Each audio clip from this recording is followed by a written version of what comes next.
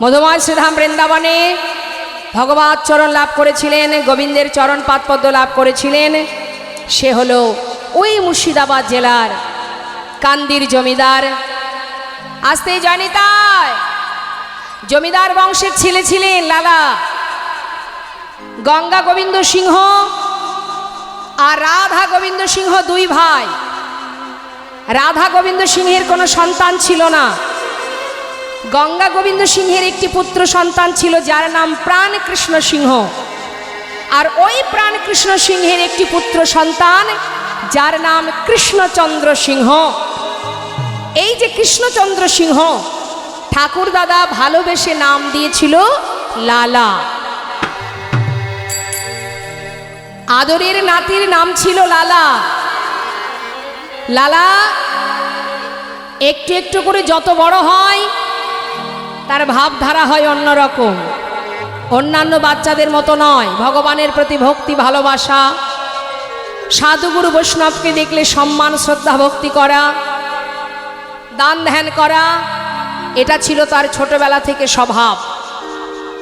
কিন্তু মা, ওই জমিদার মহলের একটা আদেশ ছিল যে কোনোদিন কাউকে জমিদার মহল থেকে, এই মহল থেকে কখনো কাউকে কিছু দান করা যাবে না। যখন লালার বয়স 12 বছর, লালা বসে আছে বারান্দাতে, কাচারি বারান্দায়, আর দ্বারে এসে দাঁড়িয়েছে একজন কন্যাদায়গ্রস্ত ব্রাহ্মণ। যেই না সাহায্যের হাত বাড়িয়েছে, দাড়ি তাকে ধাক্কা দিয়ে দূরে সরিয়ে দিলেন। সে বারবার হাত বাড়াচ্ছে কিছু নেবার জন্য, সাহায্য চাইছে, কিন্তু সাহায্য তো দেওয়া যাবে না। তাই বারবার দাড়ি তাকে বারণ করছে, শুনছে না বলে ধাক্কা দিয়ে সরিয়ে দিচ্ছে।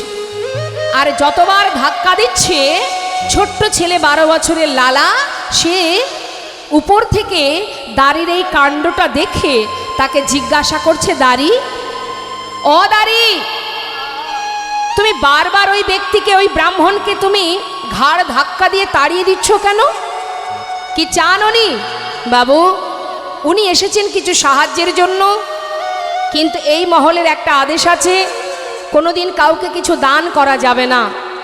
কিন্তু ও কিছুতেই শুনছে না, তাই বাধ্য হয়ে ওকে ধাক্কা দিয়ে সরিয়ে দিচ্ছি। সঙ্গে সঙ্গে ওই 12 বছরের ছেলে লালা বললেন, যাও আমার পিতাকে গিয়ে বলো সে যেন 1000 টাকা এই ব্রাহ্মণকে দান করে দেয়। নিতাই গৌর হরি বল। যিনি এত বড় রাজা, জমিদার, যার ইহজগতের এত ধন ঐশ্বর্যের মালিক, তার 1000 টাকা দিতে কোনো অসুবিধা হবে না। যাও, ভিতরে যাও, আমার পিতাকে গিয়ে বলো আমি তাকে বলেছি 1000 টাকা ব্রাহ্মণকে দিতে। যেই না ভিতরে গিয়ে প্রাণকৃষ্ণ সিংহকে বললেন, বাবু, আপনার ছেলে আপনাকে আদেশ করেছে 1000 টাকা দ্বারে এক ব্রাহ্মণ দাঁড়িয়ে আছে, তাকে দিতে হবে। এই কথা শুনে প্রাণকৃষ্ণ সিংহ মনে মনে চিন্তা করলেন, এতদিনের প্রতিজ্ঞা আমার ভঙ্গ করতে চায়, আমার লঙ্ঘন করে, আমার সন্তান হয়ে এত বড় স্পর্ধা তার। শোনো, 1000 টাকা নিয়ে ওই ব্রাহ্মণকে দিয়ে আমার ছেলেকে জানিয়ে এসো, যতদিন নিজে রোজগার না করবে ততদিন দান করবার ইচ্ছাটুকু যেন প্রকাশ না করেন। তাই গৌর হরি। এই কথাটা শোনা মাত্রই 12 বছরের ছেলে লালা মনের ভিতরে দুঃখ পেল। মা, যে এত ছোট মন যার, তার সন্তান আমি, যার এত ধন ঐশ্বর্য, এত বিষয় সম্পদের যিনি মালিক, একজন অসহায় পিতা যিনি এসেছেন সাহায্যের জন্য, তাকে 1000 টাকা দিতে পারছে না, আর তার পুত্র আমি। বেশ, তাই হবে পিতা, যতদিন নিজে রোজগার না করব আমি তোমার একটি সম্পদের কোনাও কাউকে দান করব না। নিতাই গৌর হরি বল। সেই দিন থেকে লালা প্রতিজ্ঞাবদ্ধ হয়ে সে কি করলো মা, সব ফেলে দিয়ে বর্ধমান জেলায় একটা ফেরেস্তা দ্বারে 20 টাকা বেতনে কাজ করতে শুরু করলো। নিতাই গৌর হরি বল। আর মনে মনে প্রতিজ্ঞাও করলেন, কি, যার এত ছোট মন, আমি তার মুখ দর্শন করব না। দেখতে দেখতে ছেলে আমার 20 টাকা বেতনে কাজ করছে আর বড় হচ্ছে, আর এদিকে প্রাণ কৃষ্ণ সিংহের বয়স হচ্ছে। এত চেষ্টা করে গোটা গ্রামবাসীকে পাঠিয়ে দেয়, ছেলেকে আর ঘরে ফেরাতে পারে না। নিতাই গৌর হরি। ছেলের প্রতিজ্ঞা জীবনে কোনোদিন সে আর ফিরবে না, তার মুখ দেখবে না। কিন্তু এত প্রজাবর্গকে পাঠায়, কিন্তু ছেলে আর ঘরে ফেরে না। দেখতে দেখতে পিতার বয়স হলো, তিনি শয্যাশায়ী হলেন। নিতাই গৌর হরি বল। সমস্ত বিষয় সম্পদের প্রতি দায় দায়িত্ব একটু একটু করে সব শেষ হয়ে গেল। এবার শয্যাশায়ী হয়ে চোখের জলে বুক ভাসিয়ে কাঁদছেন প্রাণ কৃষ্ণ সিংহ। একমাত্র সন্তান মৃত্যুর আগে তার বদনটাও দেখতে পেল না, কাঁদছে। দয়াময়, আমি ভুল করেছি প্রভু। আমার বলতে যা কিছু ছিল, আমি অহংকারে বশীভূত হয়ে নিজের সন্তানের প্রতি যে দুরাচরণ করেছি, একমাত্র পুত্র যার বদনটুকু আমি দেখতে পেলাম না, আজ আমার বলতে যা কিছু সর্বস্ব তোমার চরণে সঁপে দিলাম। শুধু তোমার কাছে একটি নিবেদন, আমার সন্তানের আমি ছাড়া আর কেউ নেই। কিন্তু আজ আমি ওকে তোমার চরণে সঁপে দিয়ে আমি চিরতরে বিদায় নিচ্ছি প্রভু। তুমি ওকে দেখো, তুমি ওকে রক্ষা করো, রক্ষা করো হে তুমি হে ভগবান। এ জগতে সবই কিছু তোমারই তো দান। বলো এ জগতে সবই কিছু তোমারই দান। রক্ষা করো হে তুমি হে ভগবান। এ জগতে সবই কিছু তোমারই তো দান। তুমি আছো হরি এই বিশ্ব চরাচরে, তুমি আছো হরি এই বিশ্ব চরাচরে। শেষের দিনে হরি ডাকে গো তোমারে। আছো হরি এ বিশ্ব চরাচরে, শেষের দিনে হরি ডাকি গো তোমারে। রক্ষা করো হে ভগবান,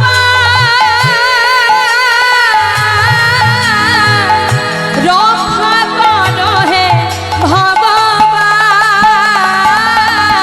একবার রক্ষা করো হে ভগবান, একবার রক্ষা করো হে তুমি হে ভগবান।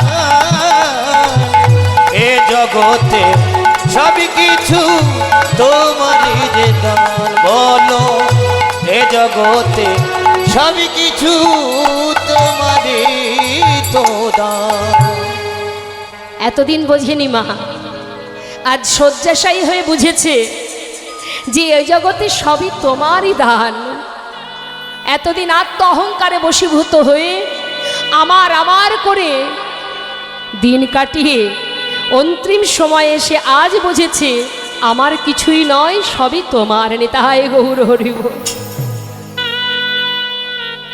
লীলার মধ্যে থেকে আমাদের এই শিক্ষাগুলো অর্জন করতে হবে মা। লীলা কথা শুধু শ্রবণের জন্য নয়, প্রত্যেকটি কথার মধ্যে এমনভাবে ডুবে যেতে হবে, তবেই আমাদের অন্ধকার চিত্তটি ধীরে ধীরে আলোর প্রকাশে আসবে। তবেই তো বুঝতে পারবো আমি কে, আমার কর্মটা কি, আমার পরিচয়টা কি, কি আমার করণীয়, আর আমি কি করছি।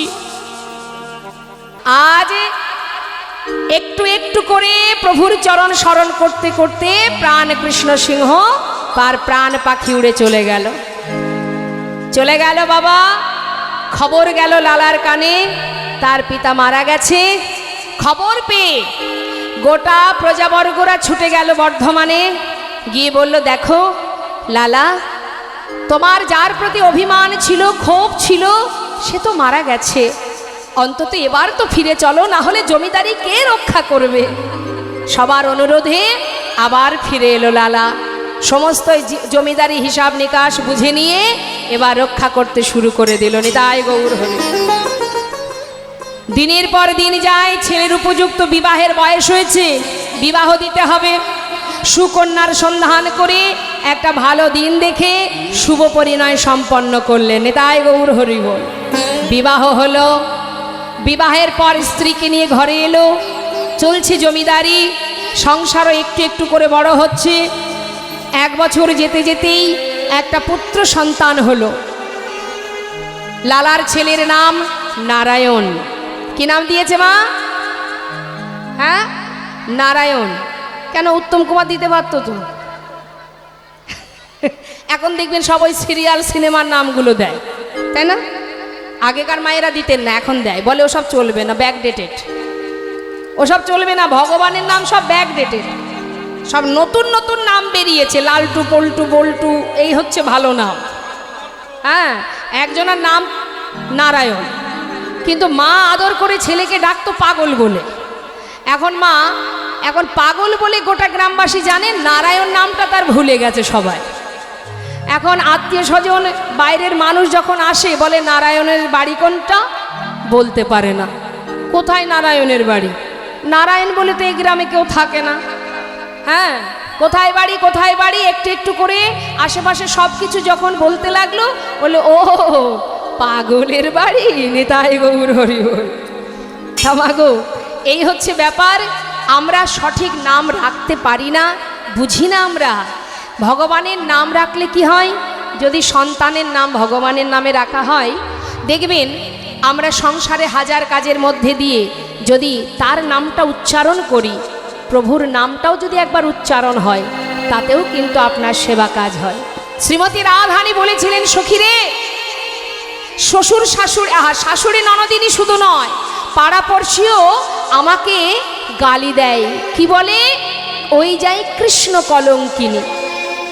তা এখন রাধারানী বলছে, সখীরা বলছে, রাই, তোকে যখন কৃষ্ণ কলঙ্কিনী বলে গালি দেয়, তুই কিছু বলতে পারিস না?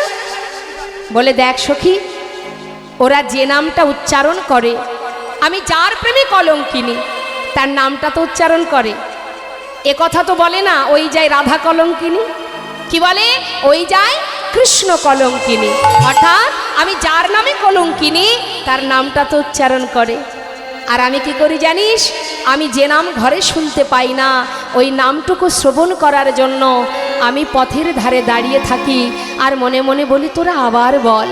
যতবার বলিবি, ওই নামটা তো আমি বদনে বলতে পারি না বলে কানে তো শ্রবণ করতে পারবো না। তাই গৌর হরিবোল, হরিবোল, হরিবোল। তাই ভগবানের নাম বদনে উচ্চারণ করাও মঙ্গল, শ্রবণ করাও মঙ্গল। সেই জন্য সন্তানের নাম রাখতেন ভগবানের নামে। এখন আর রাখে না, হরিবোল। তা যাই হোক, এখন ছেলের নাম নারায়ণ, তার একটা পালিতা কন্যা আছে যার নাম সুমতি। এই সুন্দর সংসার, মা সুখে সংসার কাটছে, আর এদিকে জমিদারি রক্ষা হচ্ছে। কিন্তু মানুষের কখনই যে হৃদয় মাঝে বৈরাগ্য আসে, কখনই যে ত্যাগের সৃষ্টি হয়, কিভাবে হয় কেউ জানে না। বলা যায়, সাধুসঙ্গ সাধুসঙ্গ সর্বশাস্ত্রে কয়, লব মাত্র সাধুসঙ্গে সর্বসিদ্ধি হয়। তা লালার যে পরিবর্তনটা হলো কি করে? ভক্ত সঙ্গ করে, সাধু সঙ্গ করে।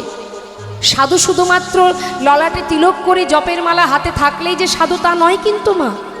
জেনে রাখবেন, জগতে এখানে এমনও কোনো ভক্ত আছে যার হয়তো ললাটে তিলক নেই, যার হয়তো নামের মালা হাতে নেই, কিন্তু তথাপিও সে ভক্ত। দিনের শেষে হাজার কাজের পরেও ঘরের কোণে বসে বসে প্রতিনিয়ত যে জন প্রভুর চরণে দুফোঁটা চোখের জল নিবেদন করে বসে বসে কাঁধে আর বলে, দয়াময়, আমি পতিত পাষণ্ড অধম, আমি ভজন জানি না, সাধন জানি না, কেমন করে ডাকতে হয় জানি না, তাই তোমার চরণে জানিয়ে রাখি, আমার মতো পাষণ্ডকে তুমি তোমার চরণে ঠাঁই দিও। হরি বল। এমনও ভক্ত আছে এখানে যাকে দেখলে বুঝতে পারবেন না, কিন্তু সে একজন শুদ্ধ ভক্ত। তাই মাগো, আজ লালার পরিবর্তন কি করে হচ্ছে দেখুন। এক ভিখারি দ্বারে এসে দাঁড়িয়েছে, ভিক্ষাং দেহি। লালা তাড়াতাড়ি করে নিচে নেমে এসে সদর দরজার সামনে দাঁড়িয়ে বলছে, ভিখারি, ও ভিখারি, তুমি ভিক্ষা করো? হ্যাঁ। কেন ভিক্ষা করো? ভিক্ষা করে কি করো? বাবু, আমি ভিক্ষা করি কেন জানো? শোনো তাহলে। বাবু গো, বাবু গো, বাবু গো,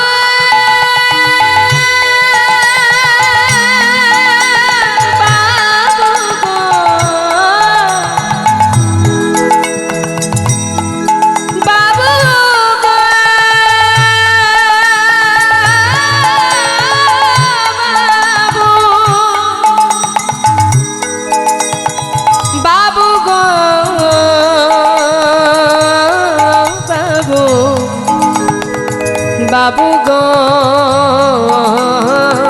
বাবু, আমি হলাম দিন ভিখারি। ও গো বাবু, আমি হলাম দিন ভিখারি। আমার ঘরে আছে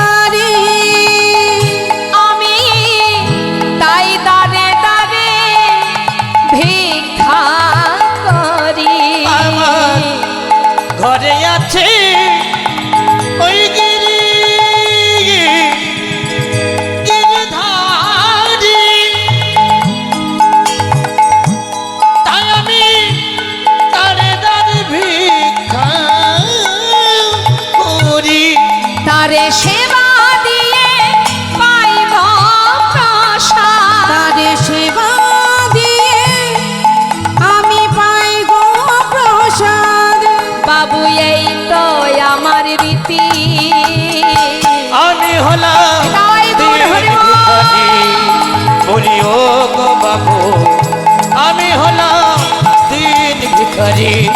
বলে ও গো বাবু, আমি হলাম দিন ভিখারি। ভিখারি কি করে?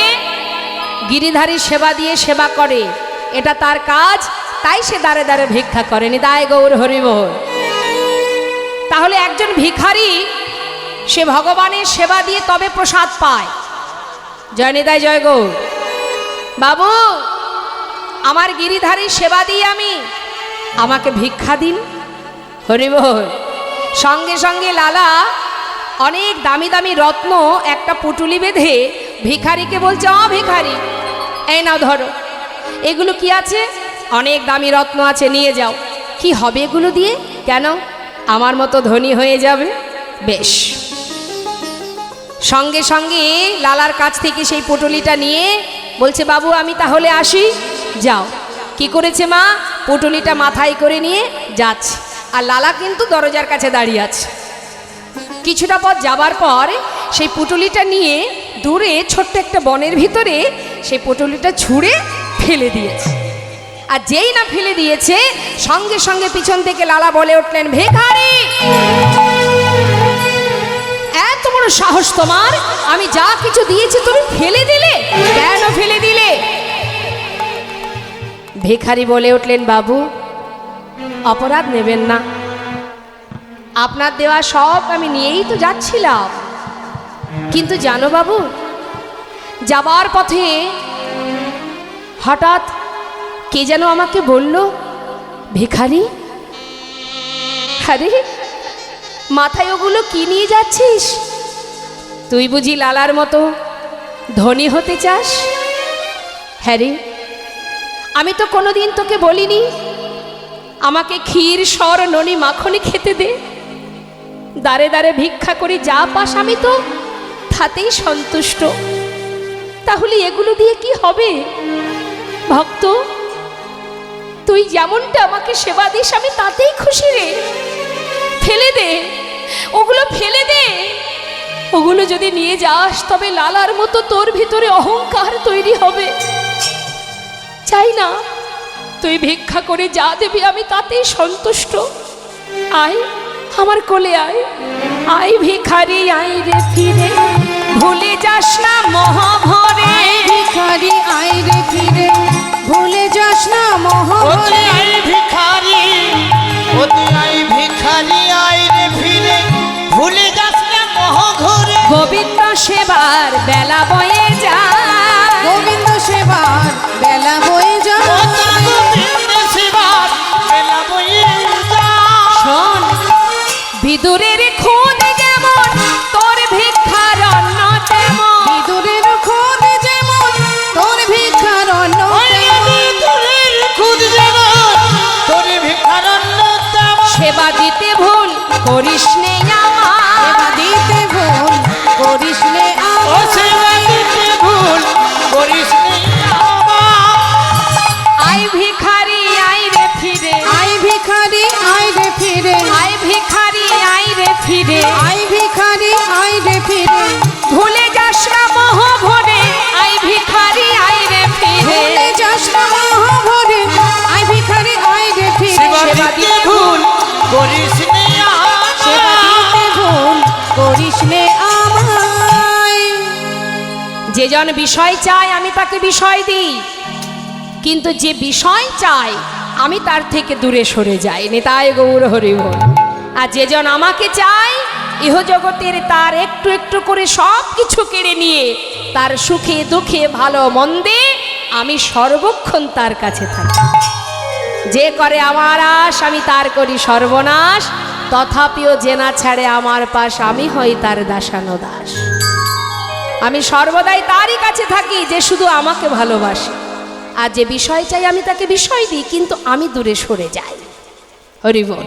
তাই দেখবেন মা, যদি ধন ঐশ্বর্য অর্থের মধ্যে কেউ ডুবে থাকে সে ভগবানকে ভুলে যায়, ভগবানকে ভুলে যায়। হয়তো আপনারা বলবেন অনেকের অর্থ আছে, বাড়িতে হরিবাসর দিচ্ছে, সাধুগুরু বৈষ্ণবের সেবা দিচ্ছে, আমরা সেই বৈষ্ণব সেবায় যাই। কোথায়? সে তো ভোলেনি না, সেটা লোক দেখানো ভক্তি। কিন্তু মাগো, যে জন ছোট্ট কুড়ে ঘরের মধ্যে বসে কৃষ্ণ কৃষ্ণ কৃষ্ণ নাম জপ করছে, সেই তো প্রকৃত ভক্ত। আমার যেমনটা আছে তুমি তেমনটাই গ্রহণ করো, আমার যা আছে তুমি সেটাই সেবা করো। তাই তুমি যেমনই সেবা দাও মা, তার মধ্যে যদি ভক্তি থাকে, প্রেম ভালোবাসা থাকে, প্রভু তাতেই সন্তুষ্ট। আজ লালা বলছে, শোনো ভিখারি, যদি তাই হয় তাহলে এক কাজ করো, তুমি আমার কাছে থাকো, আমার ঘরে থাকো, আমি তোমার সমস্ত খাওয়া পড়ার দায়িত্ব নেব। তুমি মুখে কৃষ্ণ নাম করবে আর আমাকে কৃষ্ণ নাম শোনাবে। বাবু, আপনার ওই মহলে যদি আমি থাকি তাহলে আপনার মতো অবস্থা আমারও হবে। আপনি যেমন গোবিন্দকে ভুলে গেছেন, আপনার মহলে থাকলে দিনে দিনে আমিও তাকে ভুলে যাব। নিতাই গৌর হরি বল। তাই বাবু আমি আসি, আমি থাকতে পারবো না, আমি আসি বাবু। চলে গেল। হরি বল। লালা মনে মনে চিন্তা করলেন, তবে কি এই মহলে থাকলে, এই বিষয় সম্পদের মধ্যে থাকলে তবে কি গোবিন্দকে ভুলে যেতে হয়? চিন্তা করছে আর এক পা দুপা করে ঘরে যাচ্ছে। এইভাবে দিন যেতে যেতে আর এক জায়গা থেকে আর এক শিক্ষা পেল।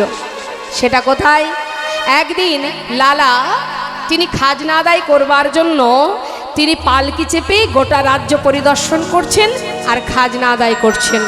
সারাদিন ধরে খাজনা আদায় করে বেলি অবসানকালে যখন ঘরে ফিরছে মা, ঠিক সেই সময় এক রজক কন্যা মানে ধোপার মেয়ে। আগেকার সময়ে কাপড় কাচা হতো কিভাবে জানেন? এখন তো অনেক ডিটারজেন্ট পাউডার আছে, তাই না? আর আগেকার সময়ে কলার পাতাকে শুকিয়ে, যেটাকে বলা হয় কি কি বলে, শুকনো কলার পাতাকে কি বলে? এদিকে কি বলে একটু শুনি। শুকনো কলার পাতা বলে, বাসনা বলে। বাসনাকে পুড়িয়ে যে খার হয় সেটা দিয়ে কাপড় কাচা হতো। এখন বেলি অবসানকালে লালা পালকি করে ফিরছে আর সন্ধ্যা আগত, সেই সময় রজক কন্যা চিৎকার করে তার পিতাকে ডেকে বলছে, রজক কন্যা মানে জানেন তো রজক কাদের বলে মা? ধোপাকে বলা হয় রজক, হ্যাঁ, যারা কাপড় কাচে। তার মেয়ে চিৎকার করে বলছে, বাবু গো, বাবু গো, বেলা যায় বাসনায় আগুনি দাও, বাবু গো, বেলা যায় বাসনায় আগুনি দাও। এই যে চিৎকার করে কন্যা তার পিতাকে বলছে, আর সেখান থেকে প্রতিধ্বনি আসছে লালার কানে। সে কি বলছে? শুনছে লালা, বেলা যায়, বেলা যায়, বেলা যায়।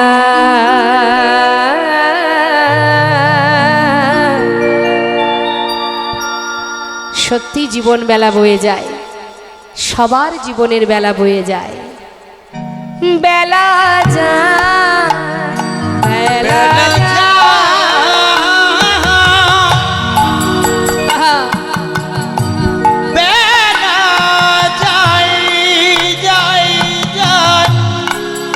হরিব, বেলা যায়,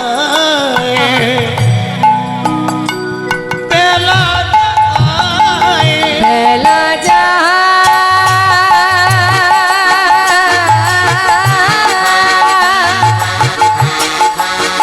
বেলা যায়,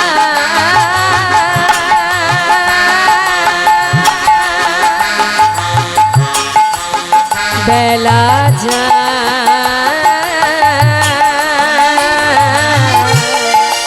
বেলা যায়, বেলা যায়, বেলা যায়, বেলা যায়। বেলা গেল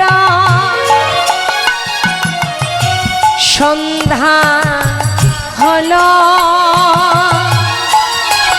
আর বেলা গেল, বেলা গেল, আহা, আমাদের সন্ধ্যা হলো। ফিরে এসো তার,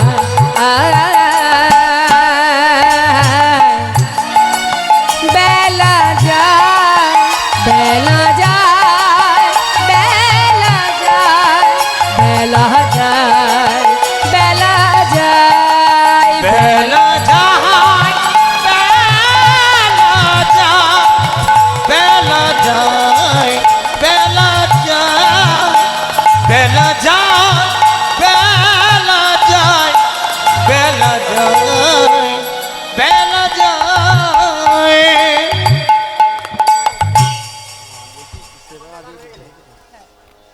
জয় রাধেশ্যাম। সকল ভক্তচরণে নিবেদন, আপনাদের এই মহতি হরিবাসর হরিকথা কৃষ্ণ কথা আস্বাদন করছেন। আর দেখতেই পাচ্ছেন এখানে বাবার পূজা চলছে। এখানে অগণিত সাধুগুরু বৈষ্ণব এসেছে, ভক্তবৃন্দ এসেছে, তাদের সেবারও আয়োজন আছে, এখানে ব্যবস্থা হয়েছে, রান্নাবান্না হয়েছে। তাই সমস্ত ভক্তের কাছে কমিটির ভক্তগণের হয়ে নিবেদন, এখানে প্রসাদের ব্যবস্থা যেহেতু হয়েছে, সবাই কিন্তু প্রসাদ পেয়ে তারপরে ঘরে যাবেন। আর সেই সঙ্গে আরও একটা কথা বলবো, সেটা হচ্ছে আপনাদের এই হরিবাসরে এত সুন্দর একটা হরিবাসর, এত ভক্তের সেবার ব্যবস্থা, এটা তো আর মা একার দ্বারা কখনো সম্ভব নয়, এটা স্বাভাবিক, এটা সবাইকে বুঝতে হবে। তাই আপনারা যত সময় পর্যন্ত ভগবানের সেবার তরে দানের হাত বাড়িয়ে না দেবেন, তাহলে কিন্তু এই সেবা দিনে দিনে বন্ধ হয়ে যাবে। তাই আপনাদেরই গোবিন্দ, আপনাদের ভগবান, আপনাদেরই ঘরে মহাদেবের সেবা চলছে। তাই আপনারা কমিটির ভক্তগণ আপনাদের কাছে যাবে ভিক্ষার ঝুলি নিয়ে। আজকের দিনে এই সুন্দর মুহূর্তে শিব চতুর্দশীতে দেবাদিদেব মহাদেব ভোলানাথের সেবার তরে এবং তার এই ভক্তবৃন্দ যারা আছে তাদের সেবার জন্য মুক্ত হস্তে আপনারা একটু দান করবেন। যাচ্ছে ভক্তগণ, কমিটির ভক্তগণ, বঞ্চিত করবেন না, কেমন? বঞ্চিত করবেন না, সবাই দেবেন। তবে 1 টাকা 2 টাকায় এখন তো আর কিছু হয় না, 1 টাকা 2 টাকা দেবেন না, একটু বেশি দেবেন। আমরা তো আবার দেখবেন ওই মানি ব্যাগে হাত ঢোকালে হাত আর আমাদের বেরোয় না, কেন জানেন? একটু দেরি হয় বেরোতে, বেরোই তবে একটু দেরিতে বেরোই। কেন বলুন তো? ওর মধ্যে বাছাবাছি হয়, কোনটা সব থেকে ছোট আছে সেটা গোবিন্দের জন্য। নেতাই গৌর হরি, তাই না? তাই চেষ্টা করবেন আপনার সামর্থ্য অনুযায়ী। আমি বলবো না যে আপনার সামর্থ্য নেই তবু দিতে হবে, আপনার যেমন সামর্থ্য অনুযায়ী প্রভু সেবার জন্য দান করবেন যতটুকু সম্ভব, কেমন? নেতাই গৌর হরি বল, হরি বল। মুক্ত হস্তে দান করবেন ভগবানের সেবার তরে, ভক্ত সেবার তরে। কারণ ভক্ত সেবা, ভগবত সেবা, এই সেবা না দিলে কিন্তু আমাদের উদ্ধারের রাস্তা নেই। বৈষ্ণব সেবা দিতে হবে, না দিয়ে বৈষ্ণব সেবা নিস্তার পেয়েছে কেবা। সেবা দিতে হবে বৈষ্ণব সেবা, তাই দান করবেন, কেমন? চেষ্টা করবেন একটু বেশি বেশি করে গোবিন্দকে দেওয়া। আপনি যেমন দেবেন, আস্তে, আপনি যেমন দেবেন তেমনই তো পাবেন, যেমন কর্ম করবেন তেমনই ফল পাবেন, তাই তো? জয় নিতাই জয় গৌর।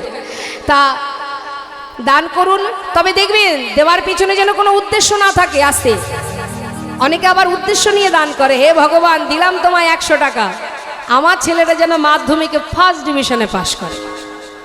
এই যে আমাদের আশা খুব খারাপ, আশা করে আমরা ভগবানের কাছে, কি দরকার? না চাইতে সব পাওয়া যায়। সুদামা তো জীবনে কিছুই চাইনি, কিন্তু সে তো সর্বসুখে সুখী হয়েছিল। চাইবার কি দরকার? চাইবার প্রয়োজন নেই, শুধু তার প্রতি বিশ্বাস ভালোবাসা রাখো, চাইবার দরকার নেই।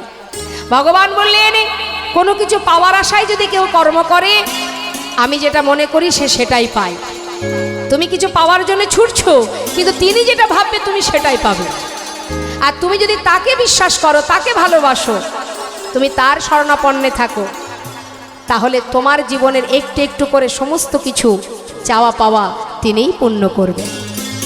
তাই মাগো, প্রভু বললেন আস্তে, ভাবছো বসে চলবে কি সে তুমি ভাববার কে? যার ভাবনা সেই ভাবে, তুমি ভাবো তাকে। নিতাই গৌর হরি বল, হরি বল। তাই কথা নয়, সবার কাছে যাবে ভিক্ষার ঝুলি নিয়ে, সবাই আস্তে আস্তে ভিক্ষা দেবেন। এদিকে কি হলো দেখুন, লীলার দিকে মনটা রাখতে হবে মা। যেই না শুনেছে প্রতিধ্বনি, সঙ্গে সঙ্গে পালকি থেকে নেমে সেই কন্যার কাছে গিয়ে দাঁড়িয়েছে লালা। সেই কন্যার কাছে গিয়ে জিজ্ঞাসা করছে, মা তুই কি যেন একটা বললি? বাবু, আস্তে আস্তে আস্তে, কি হলো? আপনি ওই দিকে ঘুরে বসেছেন কেন? ও মা, এই যে আপনাকে বলছি, আপনি ওই দিকে ফিরে আছেন কেন? এইদিকে ঘুরুন, এই দিকে ঘুরে বসুন। হরিবাসরে বসার একটা নিয়ম আছে, হ্যাঁ, যেমন ভাবে তেমন ভাবে বসতে পারবেন না, ঠিকঠাক বসুন। হ্যাঁ, এই দিকে ফিরে বসুন। জানি তাই। সেই কন্যাকে জিজ্ঞাসা করছে লালা, তুই যেন কি বললি মা? বাবু, আমি তো কিছু বলিনি, আমি বলেছি বেলা যায় বাসনায় আগুন দাও। এই কথা শুনে লালা বললেন, না রে মা, তুই তো এ কথা বলিসনি, আমি যে অন্য কিছু শুনলাম। তুই যেন বারবার আমায় বলছিস, বাবু গো বেলা যায় বাসনায় আগুন দাও। আমি যে বারবার শুনলাম, তুই আমাকে বারবার বলছিস বাসনায় আগুনে দাও, বাসনায় আগুনে দাও। ঠিক বলেছিস মা, ঠিকই বলেছিস। কামনা বাসনার পিছনে ছুটতে ছুটতে জীবনের অনেক সময় চলে গেল, আর তো সময় নেই। এবার আমাকে ফিরতে হবে আপন ঘরে। ছুটতে ছুটতে ঘরে ফিরে এসে নিজের কন্যা সুমতিকে বলছে, মা আমাকে একটু সাজিয়ে দে না। কোথায় যাবে বাবা? দে না, সারা গায়ে কৃষ্ণ নাম লিখে দে, আমি আর থাকবো না, এবার আমায় যেতে হবে। বাবা হঠাৎ তোমার কি হলো? এমন করছো কেন? আমায় বলো কি হয়েছে? ওরে আমি চলে যাব, যাব রে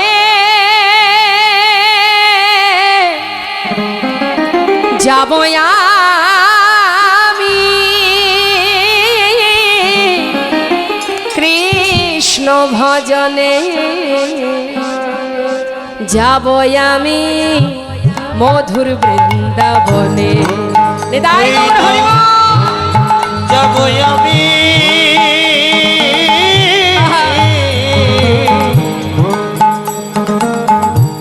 যাব আমি হরি বল। মধুর বৃন্দাবনে। হরি রইল সাধের জমিদারি, রইল এ ঘর বাড়ি, রইল সাধের জমিদারি, আহা, রইল এ ঘর বাড়ি। আমি বৃন্দাবনে চলে যাব সবই কিছু ছাড়ি।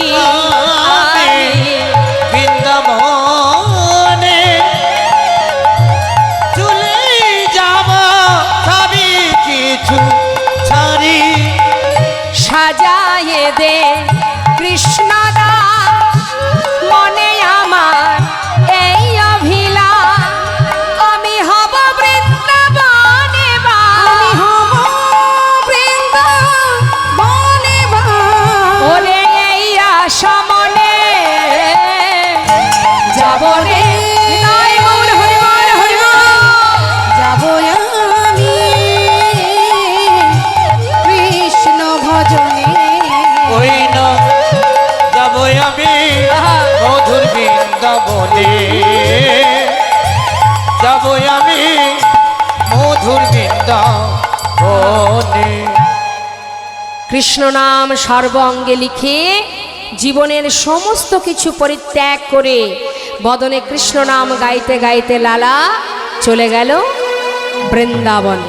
কয়েক মাস কেটে গেল, বৃন্দাবনে গিয়ে পৌঁছালেন লালা, মুখে কৃষ্ণ কৃষ্ণ কৃষ্ণ নাম। দেখতে দেখতে বৃন্দাবনে যখন পৌঁছালো তখন সন্ধ্যা হয়ে গেছে। মা রাত্রিটা কোনো রকম কাটিয়েছে বালির ওপরে। কোথায়? গোবিন্দকুণ্ড, ওই গোবিন্দকুণ্ডের পাড়ে যে বালুরাশি, ওই বালুরাশির মধ্যে রাত্রিটা কোনো রকমে ঘুমিয়ে সকালবেলা যেই না চোখ মেলেছে দেখছে ব্রজবাসীরা মাথায় করে ডালা সাজিয়ে দল বেঁধে যাচ্ছে। তাই না দেখে লালা জিজ্ঞাসা করছে, ও ব্রজবাসী, মাথায় এগুলো নিয়ে যাচ্ছ কোথায়? বাঁকা বিহারি ভোগ লাগাতে যাচ্ছিল। বাঁকে বিহারীর ভোগ দিতে যাচ্ছ? শোনো না, আমাকে একটু নিয়ে যাবে? কেন নিয়ে যাব না? চলো আমাদের সঙ্গে। তবে হ্যাঁ, যেতেই যদি চাও, আমরা নাম গাইতে গাইতে যাচ্ছি, তুমিও আমাদের সঙ্গে আমাদের পাচু পাচু নাম গাইতে গাইতে যাবে। কি নাম গাইতে হবে? কি নাম করব? শোনো, রাধে রাধে রাধে রাধে রাধে রাধে রাধে রাধে বল, রাধে রাধে রাধে রাধে রাধে রাধে বল, রাধে রাধে রাধে রাধে রাধে রাধে বল, রাধে রাধে রাধে রাধে রাধে রাধে বল, রাধে রাধে রাধে রাধে রাধে রাধে বল, রাধে রাধে রাধে রাধে রাধে রাধে বল, রাধে রাধে রাধে রাধে রাধে রাধে বল, রাধে রাধে রাধে রাধে রাধে রাধে বল। পিছনে যাচ্ছে কে? লালা। আমরাও তো যাচ্ছি মা, লীলার সাথে সাথে আমরাও তো যাচ্ছি। তাহলে আমরা কি গাইছি? রাধা নাম। আর পিছনে লালা আসছে কি গাইতে গাইতে? কৃষ্ণ কৃষ্ণ কৃষ্ণ কৃষ্ণ কৃষ্ণ কৃষ্ণ বল, কৃষ্ণ কৃষ্ণ কৃষ্ণ কৃষ্ণ কৃষ্ণ কৃষ্ণ বল কৃষ্ণ কৃষ্ণ কৃষ্ণ কৃষ্ণ কৃষ্ণ কৃষ্ণ বল কৃষ্ণ কৃষ্ণ কৃষ্ণ কৃষ্ণ কৃষ্ণ কৃষ্ণ এই, কেন বৃন্দাবনে নাম চলবে না, চলবে না? না চলবে নি। বৃন্দাবনে কৃষ্ণ নাম গাইবো না? না না, তাহলে কি গাইতে হবে? যেটা গাইছি সেটা গাও। রাধা নাম? কেন তোমরা রাধা নাম করছো, আমি কৃষ্ণ নাম করছি, সেটাই তো ভালো। হবে না? বলছে না হবে না। বলছে শোনো তাহলে এক কাজ করি, তোমাদেরটা মানে তোমাদের নামও থাক আর আমি যে নাম করছি সে নামও থাক, তাতে কি হবে? দুই নামই হবে। হ্যাঁ একসঙ্গে গাইবো, রাধে কৃষ্ণ রাধে কৃষ্ণ রাধে কৃষ্ণ বল রাধে কৃষ্ণ রাধে কৃষ্ণ রাধে কৃষ্ণ বল রাধে কৃষ্ণ রাধে কৃষ্ণ রাধে কৃষ্ণ বল রাধে কৃষ্ণ রাধে কৃষ্ণ রাধে কৃষ্ণ বল বৃন্দাবন কি, সবাই মিলে হাত তুলে আমরা আপনারা সবাই রাধে কৃষ্ণ বলতে পারেন, আবার রাধে রাধে বলতে পারেন। কেমন? হাত তুলে জোরে জোরে বলবেন।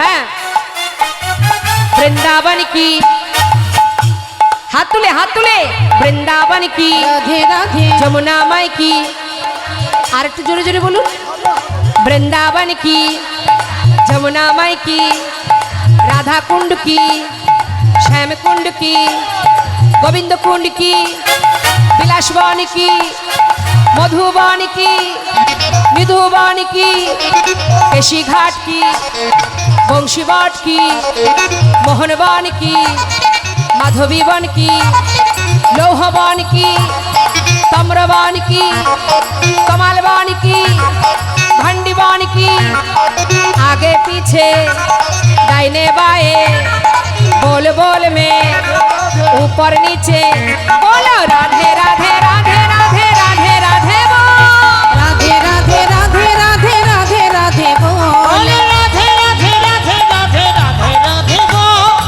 राधे राधे राधे राधे राधे राधे बोल। ए राधे राधे राधे राधे राधे राधे बोल राधे राधे राधे राधे राधे राधे बोल राधे राधे राधे राधे राधे बोल राधे राधे राधे राधे राधे राधे बोल राधे राधे राधे राधे राधे राधे बोल, राधे राधे राधे राधे राधे राधे बोल। রাধেশ্যাম রাধেশ্যাম এসে পৌঁছালো কোথায়? কোথায় এলাম আমরা? বাকে বিহারীর মন্দিরে সেবা হলো। ভগবানের সেবা দেওয়ার পর লালাকে ভালো ভালো প্রসাদ দিয়েছে, লালাও সেবা করেছে। মা সেবা করে ওই যে গোবিন্দ কুণ্ডের পাড়ে বালু রাশিতে যেই না রাত্রে গিয়ে ঘুমিয়েছে, কিন্তু ঠিকঠাক ঘুম হচ্ছে না বলে একটা বালি দিয়ে বালিশ করে নিয়েছে। নেতায় গৌর হরি।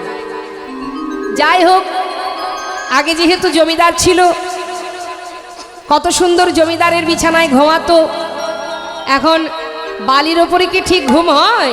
তাই একটা বালিশ বানিয়ে নিয়েছে। এখন আরামে রাতটা কেটেছে। সকালবেলা যেই না চোখ খুলেছে, দেখছি সামনে এক বাবাজি এসে দাঁড়িয়ে আছে।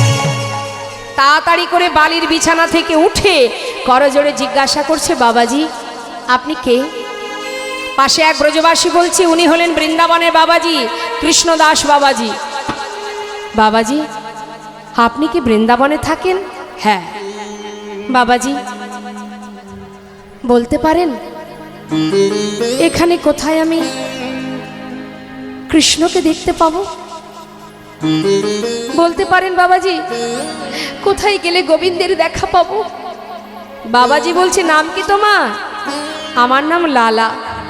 দাঁড়াও দাঁড়াও দাঁড়াও দাঁড়াও, তুমি কি সেই মুর্শিদাবাদের মস্ত বড় জমিদার সেই লালা? বাবাজি ছিলাম, জমিদার ছিলাম, আজ আর নেই। আমি সব ছেড়ে চলে এসেছি শুধুমাত্র গোবিন্দের চরণ পাবার জন্য। একটিবার বলো না বাবাজি, কোথায় গেলে তার দেখা পাবো? তোমার কি দীক্ষা হয়েছে? না, দীক্ষা না হলে তার দেখা পাওয়া যায়? আগে আশ্রয় করো, তারপরে তো বিষয় পাবে। হ্যাঁ, যেই না বলেছে ছুটে গিয়ে বাবাজি চরণটা জড়িয়ে ধরেছে। বাবাজি তাই যদি হয় তাহলে আজ আমি এই চরণ শরণ নিলাম, আমাকে দীক্ষা দিন, আপনি আমাকে দীক্ষা দিন। সঙ্গে সঙ্গে বাবাজি বললেন, দাঁড়াও, দীক্ষা বললেই তো দীক্ষা দেওয়া যাবে না। দীক্ষা দিতে গেলে তারও একটা নির্দিষ্ট সময় দরকার, সে সময় তোমার এখনো আসেনি। সময় হোক, দীক্ষা দিয়ে যাবো। নিতাই গৌর হরি বল। দীক্ষা পেতে গেলেও তার একটা সময়ের দরকার মা। সময় থাকতে দীক্ষা নিতে হবে, সময়, সঠিক সময়। আহা, যেই না বলেছে তোমার সময় হয়নি, সময় হলে দীক্ষা দেব। লালা বললেন, তাহলে আমার কি করণীয়? পারবে? আমি যা বলবো পারবে? এই যে মন্দিরে মন্দিরে প্রসাদ পাচ্ছ, আর এই বালির ওপরে বিছানা করে ঘুমাচ্ছ, আবার দেখছি একটা বালি দিয়ে বালিশ তৈরি করে নিয়েছো, ঠিক ঘুম হচ্ছিল না, তাই না? তাই বালিশ করেছো। যেই না বলা, সেই বালিশটা ভেঙে ফেললেন। শোনো লালা, আজ আমি তোমাকে একটা কাজ দেব। বৃন্দাবনে পথে পথে ঘুরে ঘুরে মন্দিরে প্রসাদ পেয়ে দিন কাটালে কি আর তার দেখা পাওয়া যায়? কর্ম করো। কি কর্ম? যা বলবো পারবে তো? নিশ্চয়ই, আপনি বলেই দেখুন, যা বলবেন আমি তাই করতে রাজি। তবে নাও, ধরো ধরো লালা ভিক্ষার ঝুলি কাঁধে, তুমি ধর ধর লালা,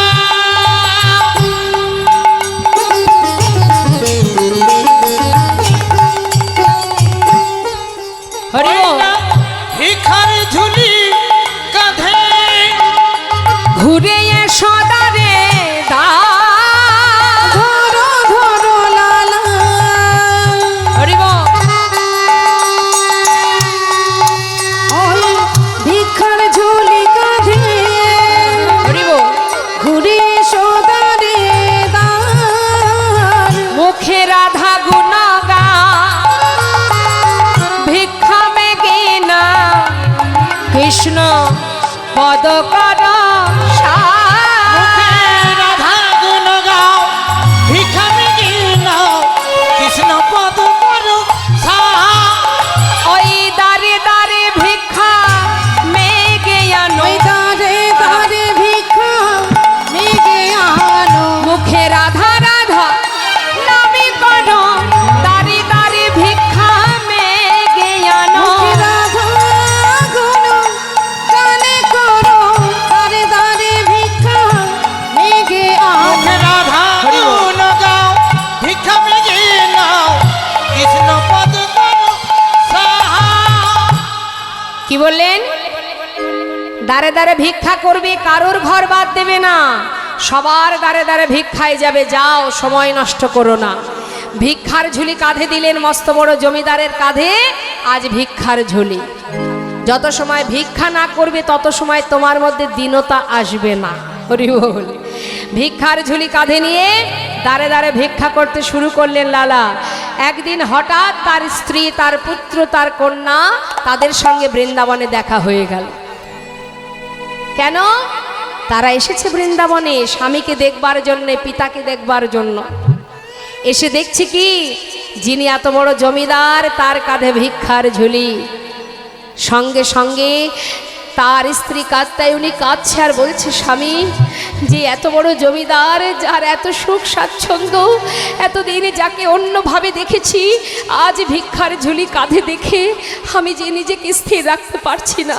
এ কেমন বেশ, এ যে আমি দেখতে পাচ্ছি না। স্বামী, স্বামী, তুমি ঘরে ফিরে চলো, ফিরে চলো স্বামী। লালা বলে উঠলেন, কাত্যায়নী, আমাকে এমন করে ঘরে যেতে বলো না, আমি আমার আপন ঘরেই এসেছি, আর তো আমি যাব না। ছোট্ট ছেলে নারায়ণ বললেন, বাবা, তুমি যদি নাই যাবে তাহলে বৃন্দাবনে তোমার থাকবার একটা ব্যবস্থা করে দিই, এখানে একটা মন্দির তৈরি করে দিই, যেখানে তুমি থাকবে। বেশ, তুই যদি করতে পারিস আমার কোনো বাধা নেই। নিজে হাতে নারায়ণে সুন্দর করে মন্দির নির্মাণ করলেন বৃন্দাবনে, যেটা আজও বর্তমান। যারা গিয়েছেন বৃন্দাবনে নিশ্চয়ই দেখেছেন, রাধাকুণ্ডের পাড়েই লালার মন্দির আছে, আজও বর্তমান। তা সেই মন্দিরে বিগ্রহ স্থাপন করলেন, যার নাম কৃষ্ণচন্দ্রমা। সেই বিগ্রহ স্থাপন করে সেখানে ভগবানের সেবা দেবার জন্য এক পূজারীকে রেখে দিলেন মা। কেন? লালার তো দীক্ষা হয়নি, সে ভোগ দেবে কি করে? তাই একজন পুরোহিত আছে সেবা দেবার জন্য। আর লালা কি করে? ওই প্রতিদিন ভিক্ষা করে, কিন্তু নিজে হাতে ভগবানের সেবা দিতে পারে না। জেনে রাখবেন, দীক্ষা মন্ত্র যত সময় আপনি গ্রহণ না করবেন, গুরুর চরণ আশ্রিত না হবেন, তত সময় আপনার দেওয়া সে ভোগ ভগবান গ্রহণ করবেন না। তাই মা, লালার মনে দুঃখ যে আমি কেন দীক্ষা পাচ্ছি না, কেন আজ আমি গুরুর চরণে মন্ত্র গ্রহণ করতে পারছি না, আমার অপরাধটা কি? প্রতিদিন তার মনের ভিতরে এই প্রশ্ন কুরে কুরে খায়, কি অপরাধ আমার, কেন আমি মন্ত্র গ্রহণ করতে পারছি না। একদিন লালা আর সহ্য করতে পারছে না, মনের দুঃখে মনের ক্ষোভে সে কি করেছে, পূজারীকে বলছে, পূজারী আজ আর আমি ভিক্ষায় যাব না, আজ আমার ভালো লাগছে না, আমি একটু বসে বসে ওই গুহার মধ্যে বসে বসে ভজন করব। তুমি এক কাজ করো, আজ মন্দিরে সেবা দিয়ে আমাকে একটু প্রসাদ দিয়ে আসবে, আমি আর আজ ভিক্ষায় যাব না। এই কথা বলে পূজারীর কাছ থেকে বিদায় নিচ্ছে। ও পূজারী, আমাকে একটু প্রসাদ দেবে কেমন, আমি ভজনে চললাম। করিব না মাধু করি, আমি পাইব প্রসাদ। করিব না মাধু করি, আমি পাইব প্রসাদ। প্রসাদ পাইবার লাগি মনে বড় সাদ, প্রসাদ পাইবার লাগি মনে বড় সাদ। পূজারী রে ডাকিয়া কয়, ও পূজারী কিঞ্চিৎ প্রসাদ দিও মরে, ভজনেতে বসলো গিয়া গুহার ভিতরে। ভজনেতে বসলো গিয়া গুহার ভিতরে। ভজনেতে বসলো গিয়া গুহার ভিতরে। পূজারীকে বলছে, প্রসাদ দেবে আমায়, আমি চললাম ভজনে। বিলম্ব না করে গুহার মধ্যে বসে বসে ভজন করছে, আর প্রতিজ্ঞা করেছে, মা এই রইলাম আমি গুহার মধ্যে, প্রভু তুমি কেমন আছো, তুমি আমাকে দেখা না দিয়ে কেমন করে দূরে থাকতে পারো, এই গুহা থেকে আমি আর বাইরে বেরোবো না। আমিও দেখতে চাই যে ভক্তের ডাকে সাড়া না দিয়ে তুমি কি করে দূরে থাকতে পারো। একমাত্র ভগবানের কাছে ভক্তেরই জোর খাটে, ভক্ত জোর করছে, আমি থাকলাম গুহার মধ্যে, দেখি তুমি কত সময় না এসে থাকতে পারো, তুমি যত সময় না আসবে আমি এই গুহা থেকে বাইরে বেরোবো না। প্রতিজ্ঞাবদ্ধ হয়ে বসে বসে ভজন করছে। কিন্তু মা, তিনি আর কি করে থাকবেন দূরে, ভক্ত যদি প্রতিজ্ঞাবদ্ধ হয়ে যায়, ভগবানের যে পুরো দায়িত্ব পড়ে যায়, ভক্তকে রক্ষা করা, দেখভাল করা, তার ভালো মন্দ দেখা। এবার প্রভু আমার তিনি চিন্তায় পড়লেন, ভক্ত গুহার মধ্যে বসে আছে, তাকে বাহির করতে হবে, কি করা যায়। এদিকে মন্দিরে পূজারী ভোগ নিবেদন করে তিনি পাত্রে করে প্রসাদ নিয়ে যেই না মন্দির থেকে বেরিয়েছে গুহায় যাবে, হঠাৎ ঝড় বৃষ্টি শুরু হয়ে গেল। রে তাই গৌর হরি, যেই না দেখছি ঝড় বৃষ্টি হচ্ছে, চিন্তা করছে তাই তো এত বৃষ্টির মধ্যে আমি যাব কি করে, বৃষ্টিটা বন্ধ হোক তারপরে যাব।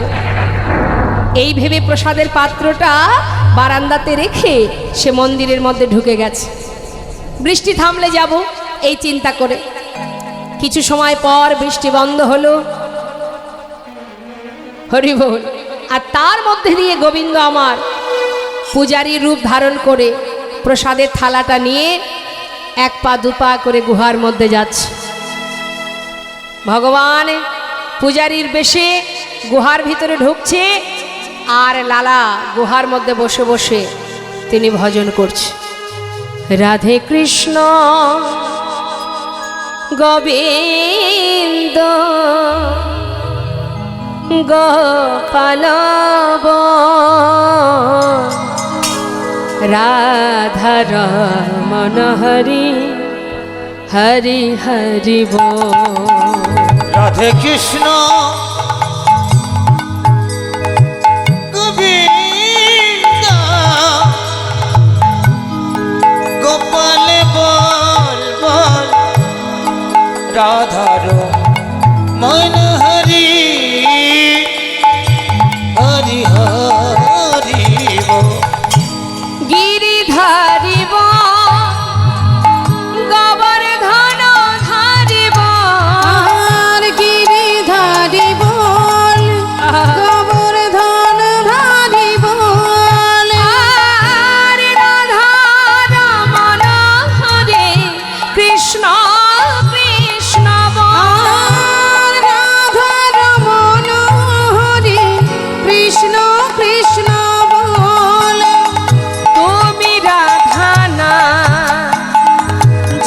জগতের না ও তুমি রাধা না এই জগতের না গোপী জন বল্লভ প্রভু গোপীনা রাধে কৃষ্ণ গোবিন্দ গোপালে বল বল রাধার মন হরে হরে হরে বল বল রাধার হরি হরি হরি বল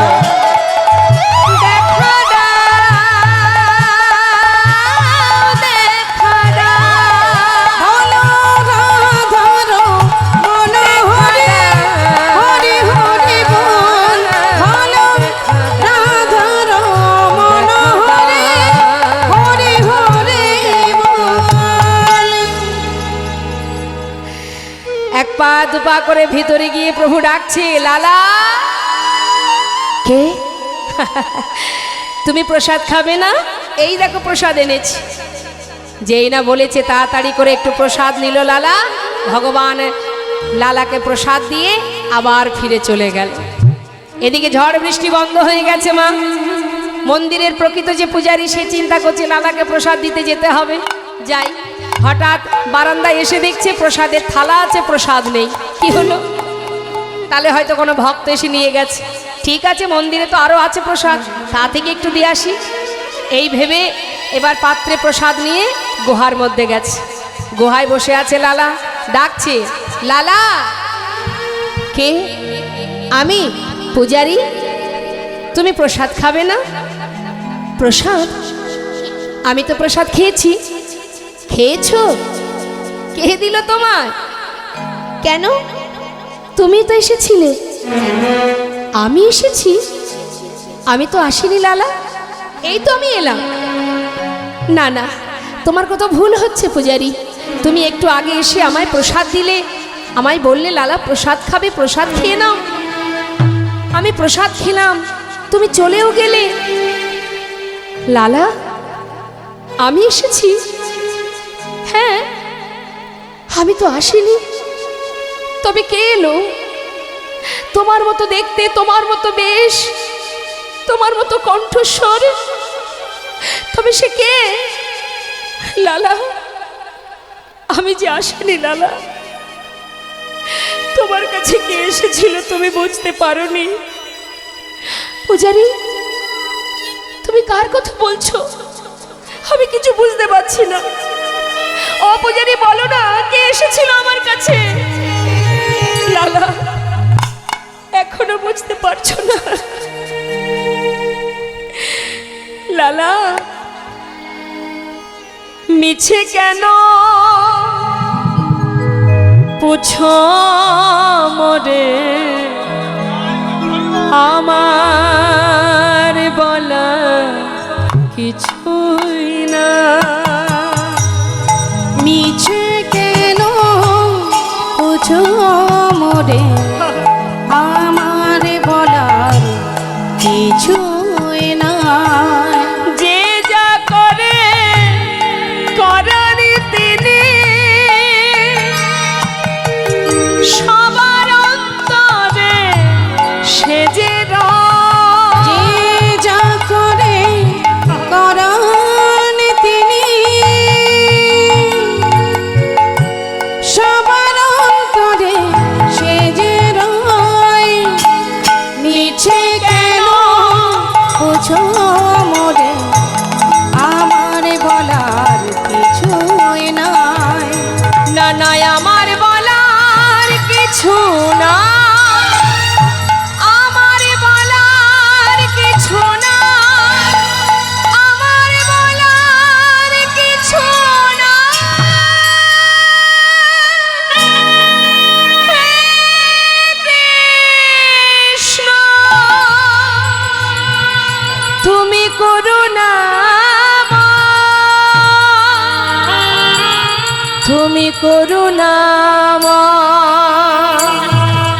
করুণা করো তুমি করুণা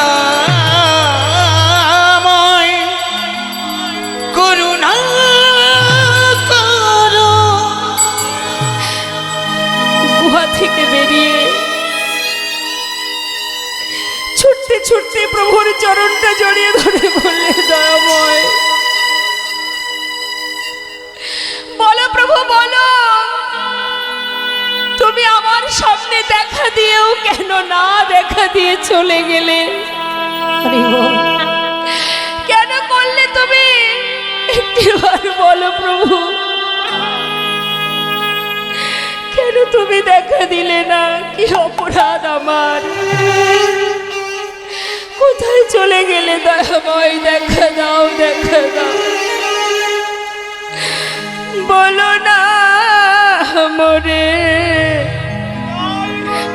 কাঁদাইছ কেন, করিছ কেন ছলো না? বলো না ওরে কাঁদাইছ কেন, করিছ কেন ছলো না? আমি অনেক কেঁদেছি,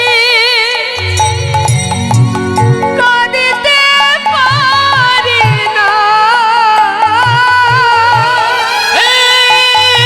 কি পাবো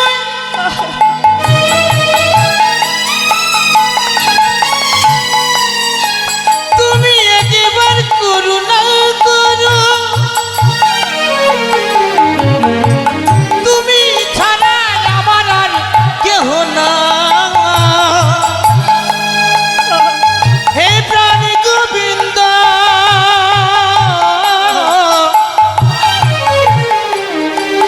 কি অনেক কেঁদেছি আর কাঁদিতে পারি না। দেখা কি মোরে দেবে না? করিছ কেন ছলো না? বলো না মনে কাঁদাইছ কেন, করিছ কেন ছলো না? বলো না মরে কাঁদাইছ কেন, করিছ কেন ছলো না? মন্দির থেকে বেরিয়ে ছুটতে ছুটতে সেই বাবাজির কাছে গিয়ে চরণটা জড়িয়ে ধরেছি। বাবাজি আজ বলো, বলো বাবাজি, আমাকে তুমি কেন দীক্ষা দিচ্ছ না? তুমি জানো সে এসেছিল আমার সামনে, কিন্তু দেখা না দিয়ে চলে গেছে। বলো আমার অপরাধটা কি? কেন তুমি আমায় মন্ত্র দিচ্ছ না? বাবাজি বলে দাও। বাবাজি বলছে, চলে যাও লালা, এখনো তোমার মন্ত্র দেওয়ার সময় হয়নি। সময় হলে আমি নিজে এসে দীক্ষা দিয়ে যাব। না, আজ আমায় বলতে হবে কি অপরাধ আমার। যত সময় তুমি না বলবে আমি তোমার চরণ ছেড়ে কোথাও যাব না। তুমি বলো বাবাজি কি অপরাধ আমার? লালা শুনবে, তোমাকে বলেছিলাম তুমি সকলের বাড়িতে ভিক্ষা করবে। লালা প্রত্যেকের বাড়িতে ভিক্ষা করেছো, করেছো কি? করেছি। ভেবে দেখো, সবার বাড়িতে ভিক্ষা করেছো? একজনের বাড়িতে করিনি, আর সকলের বাড়িতে ভিক্ষা করেছি। কার বাড়িতে ভিক্ষা করনি? জগৎ শেঠ। কেন করনি? ওদের সঙ্গে আমাদের পুরানো দ্বন্দ্ব আছে, তাই আমি। দ্বন্দ্ব কিসের জন্য? জমিদারির কারণে। আচ্ছা লালা, তোমার সেই জমিদারি আছে কি এখন? না। তুমি কি জমিদার আছো? না। তাহলে দ্বন্দ্ব বিবাদ কেন থাকবে লালা? যাও, যার সঙ্গে তোমার দ্বন্দ্ব আছে, বিবাদ আছে, নতমস্তকে তার বাড়ি থেকে ভিক্ষা করে নিয়ে এসো, তবেই তোমার দীক্ষা হবে। এখান থেকে আমাদের জানতে হবে মা, হিংসা থাকলে কোনোদিন ভগবানের সেবা পরিপূর্ণ হয় না। আপনার কারোর সঙ্গে দ্বন্দ্ব আছে, বিবাদ আছে, আপনার সঙ্গে হয়তো কোনো রকমে তার সাথে সম্পর্ক ভালো নেই, বাড়িতে আপনি বৈষ্ণব সেবা দিচ্ছেন, ভক্ত সেবা, ভগবানের সেবা দিচ্ছেন, কিন্তু তাদেরকে আপনি নিমন্ত্রণ করেননি কেন? তাদের প্রতি আপনার রাগ আছে, ক্রোধ আছে। এই যে ক্রোধ, এই হিংসা, এই রাগ যদি আপনার থাকে, আপনি লাখ লাখ টাকা দিয়ে বৈষ্ণব সেবা যদি বাড়িতে দেন, জানবেন সে সেবা আপনার বৃথা। কেন? যার প্রতি আপনার ক্রোধ আছে তাকে নিমন্ত্রণ করে গলবস্ত্রে, নিমন্ত্রণ করে মাথা নত করে তাকে নিজের ঘরে এনে সসম্মানে তাকে সেবা না দেওয়া পর্যন্ত আপনার সেবা সব বৃথা। স্বয়ং গোবিন্দকে বলেছিলেন দেবর্ষি নারদ, শোনো, যজ্ঞের নিয়ম কি জানো? যে জনা যা চাইবে হাসি মুখে দিতে হবে, দান করিতে হবে হাসি মুখে, সব শেষে দান দিয়া ভিক্ষার ঝুলি কাঁধে লইয়া ভিক্ষা মেগে খাবে হাসি মুখে। তোমার সব কিছু চলে গেছে বলে তুমি মনের দুঃখে ভিক্ষা করবে, রাগে রাগে ভিক্ষা করবে, আর খাবে হবে না, সব ফুরিয়ে যাবে, সব শেষ হয়ে যাবে। তারপরও ভিক্ষা যদি করে খেতে হয় তাও হাসি মুখে। এটাই হলো সেবার নীতি, সেবার নিয়ম। তাই আজ লালাকে বললেন, যার প্রতি তোমার দ্বন্দ্ব আছে যাও তার বাড়ি থেকে মাথা নত করে ভিক্ষা করে নিয়ে এসো। এই কথা শুনে লালা দেরি না করে ভিক্ষার ঝুলি কাঁধে নিয়ে চললেন জগৎ শেঠের দ্বারে। ভিক্ষাং দেহি। বাবা যেই না বলেছে, লালাকে দেখে চিনতে পেরেছে দাড়ি, আরে এ তো আমাদের পুরনো শত্রু যে। কোনো কথা না বলে দাড়ি কি করেছে, অনেক দামি দামি রত্ন একটা পাত্রে নিয়ে ওই লালার ভিক্ষার ঝোলাই যেই না দিতে গেছে, লালা বলছে, দাঁড়াও দাড়ি, আমি তো তোমার হাত থেকে ভিক্ষা নেব না, আর তুমি যেগুলো এনেছো আমাকে দেবার জন্য আমি তো এ দান নিতে পারবো না। আমি ধনের ভিখারি নয় গো, আমি ধনের ভিখারি নয়, ধনের ভিখারি নই গো আমি, ধনের ভিখারি নয়। চাই গো যে আমি এক মুষ্টি ভিক্ষা, চাই গো যে আমি এক মুষ্টি ভিক্ষা, তাই দুয়ারে দাঁড়ায়ে রই গো আমি, ধনের ভিখারি নই গো আমি, ধনের ভিখারি নই। দাও যদি মরে এক মুষ্টি ভিক্ষা, তবে হবে গুরুপদে দীক্ষা।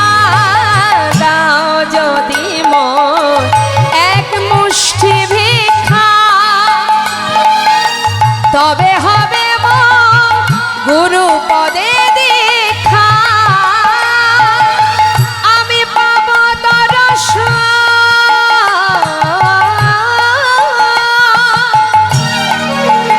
ওই ব্রজেন্দ্র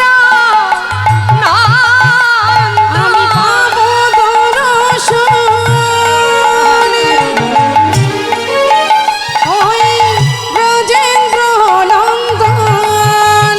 ওগো সে কথা তোমারে কই গো আমি, ধনের ভিখারি নই গো আমি, ধনের ভিখারি নই আমি, ধনের ভিখারি নই আমি, ধনের ভিখারি নই। কমিটির ভক্তগণের কাছে অনুরোধ, আমাদের লীলা এবার ধীরে ধীরে শেষের দিকে, তাই যত তাড়াতাড়ি সম্ভব আপনার পরবর্তী দল আনার ব্যবস্থা করুন। কি করলেন মা? যেই না বলা, দাড়ি তাড়াতাড়ি করে ভিতর ঘরে গিয়ে বললেন জগৎ শেঠকে, বাবু আপনার চিরশত্রু দ্বারে দাঁড়িয়ে আছে, শুনলাম সে নাকি আপনার হাতে ভিক্ষা নেবে। আমার চিরশত্রু? নাম কি তার? তার নাম লালা। বলো কি, সে আমার দ্বারে দাঁড়িয়ে? হ্যাঁ বাবু, তাই সে আপনার হাত থেকে ভিক্ষা নেবে বলে দাঁড়িয়ে আছে, তাই এবার আপনাকে যেতে হবে। জগৎ শেঠ বলছে, বলো কি দাঁড়ি, আমাকে নিয়ে চলো তো, আমি নিজে চোখে দেখতে চাই, আমার বিশ্বাস হচ্ছে না। যেই না জগৎ শেঠ দ্বারে এসে দাঁড়িয়েছে মা, দ্বারে এসে দেখছে কি, সারা গায়ে কৃষ্ণ নাম, সারা গায়ে দাদার সঙ্গে তিলক ধারণ, কাঁধে ভিক্ষার ঝুলি, বদনে কৃষ্ণ নাম, মস্তক মুন্ডন। অপূর্ব সেই শোভা দর্শন করে জগৎ শেঠ বলে উঠলেন, তোমার যে বেশ আমি দেখতে পাচ্ছি, এটা কি তোমার আসল বেশ নাকি কোনো ছলনা?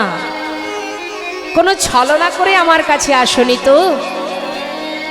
লালা বলে উঠলেন, না না, আসিনি আজ তোমার কাছে বন্ধু কোনো ছলনা। ও বন্ধু, ওই ঘাটের মাঝে পারে ঘাটাতে বসে ডাকছে আমার।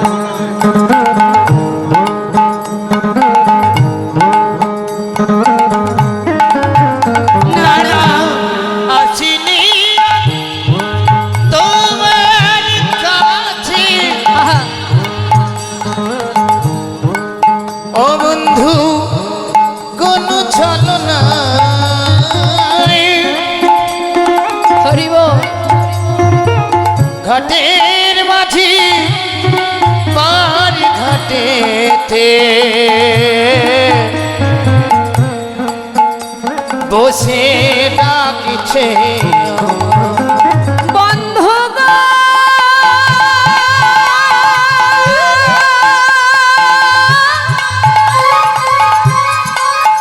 ও বন্ধু গো,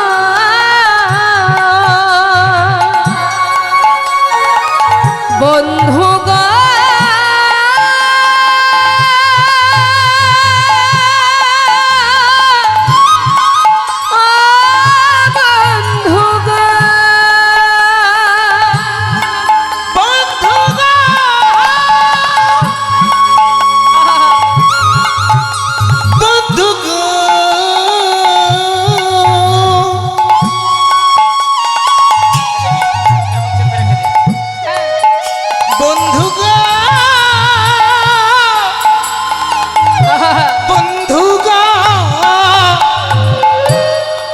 যদি এক মুষ্টি দাও গো ভিক্ষা, ও বন্ধু জানো তবে হবে গুরু পদে দীক্ষা। যদি এক মুষ্টি দাও গো ভিক্ষা,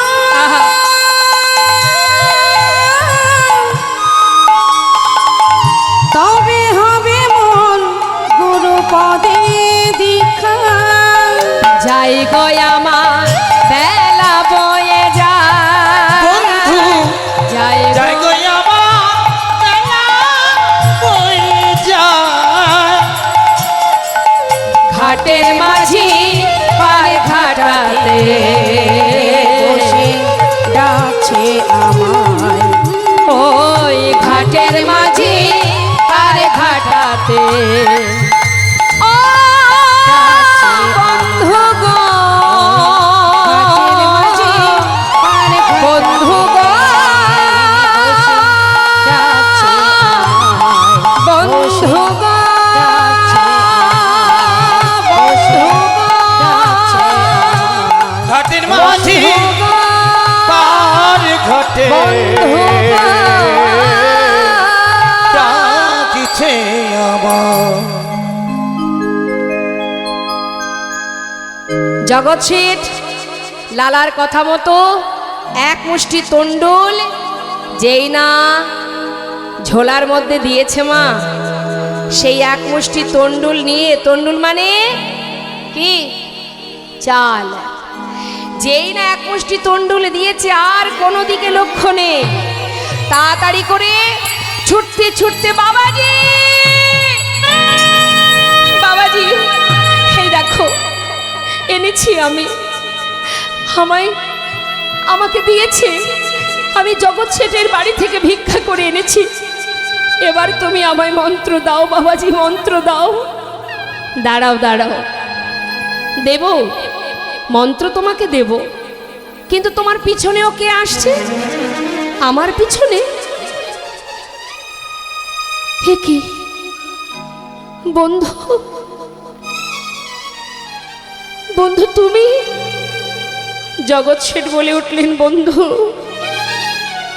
তুমি যখন আমার দরজায় দাঁড়িয়ে বললে যে তোমার জীবন বেলা বয়ে যায়, পারঘাটার মাঝি পারে দাঁড়িয়ে আছে, তোমাকে এক মুষ্টি তন্ডুল দিয়ে আমি আর ঘরে ফিরতে পারিনি। আমার মনে হলো তোমার যদি জীবন বেলা বয়ে যায় তাহলে তো আমারও জীবন বেলা বয়ে যায়। তাই ঘরে ফিরতে না পেরে আমি তোমার পাছু পাছু ছুটে এসেছি বন্ধু।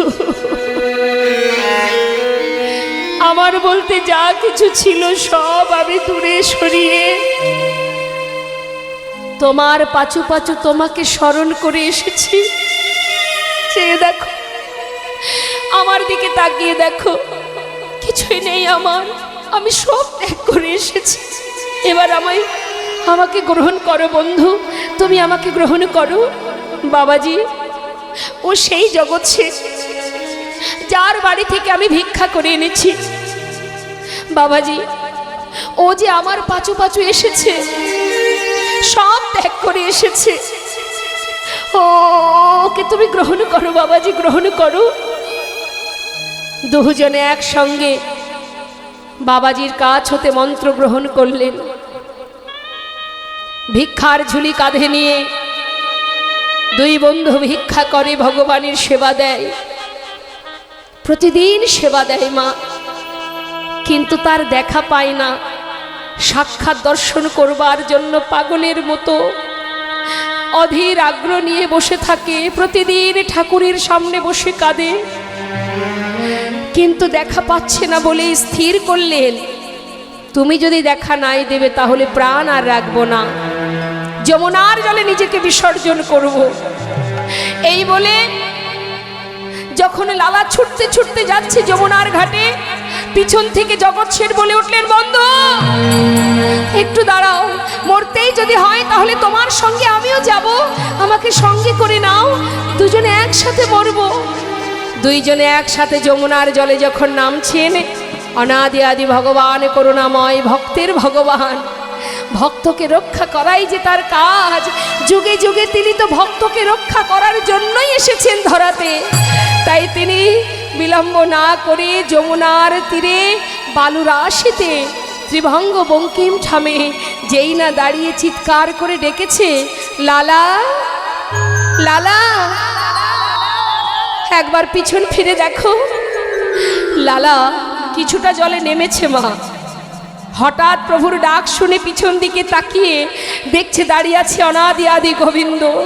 বিলম্ব না করে ছুটে গিয়ে চরণটা জড়িয়ে ধরলেন, দয়াময়,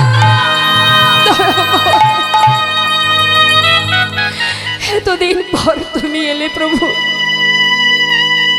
এতদিনে তোমার দেখা পেলাম, গ্রহণ করো প্রভু, গ্রহণ করো, আমাকে তোমার চরণে গ্রহণ করো, তোমার চরণে ঠাঁই দাও দয়াময়। এসো প্রভু, এসো, আমার চোখের সামনে নয়, আমার কাছে এসো। মম অন্তর মন্দিরে এসো এসো, মাধব কৃষ্ণ গোপাল এসো মাধব কৃষ্ণ গোপাল। মম অন্তর মন্দিরে তুমি এসো এসো, মাধব কৃষ্ণ গোপাল গোপাল, মাধব কৃষ্ণ গোপাল। এসো এসো তুমি এসরি বিমাঝে, অন্তর জামি হরি প্রাণ প্রিয় রাজে। এসো এসো তুমি এসো হৃদি মাঝে,